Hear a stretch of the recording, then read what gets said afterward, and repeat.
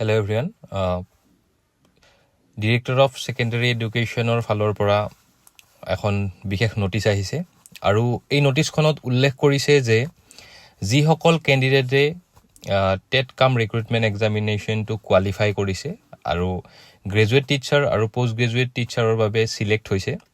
তেওঁলোকৰ বাবে এটা ভাল খবৰ যে তেওঁলোকে নিজৰ ডিস্ট্ৰিক্ট সিলেকশন কৰিব পাৰিব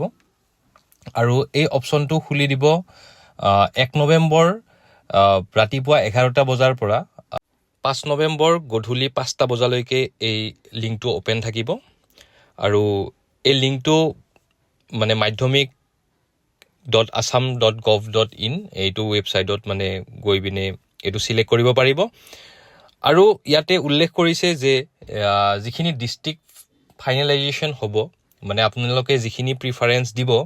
তাৰ হিচাপত যিখিনি এভেইলেবল থাকে সেই হিচাপত ডিস্ট্ৰিক্টটো এলট কৰিব যদি কোনবাখন ডিস্ট্ৰিক্টত আপুনি সিলেক্ট কৰিছে তাত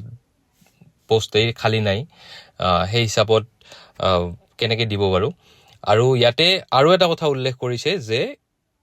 এভেইলেবিলিটি আৰু ক্যান্ডিডেটৰ মেৰিটৰ হিচাপত দিব মানে যিসকল ক্যান্ডিডেটে ভাল স্কোৰ কৰিছে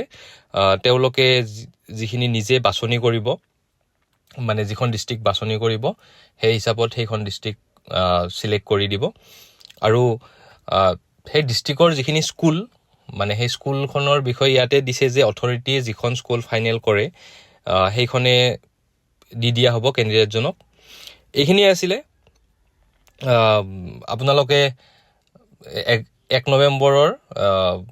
ৰাতিপুৱা 11টা বজাৰ পৰা এই লিংকত গৈ পিনে আপোনালোকে ডিস্ট্ৰিক্ট সিলেকশন কৰিব পাৰিব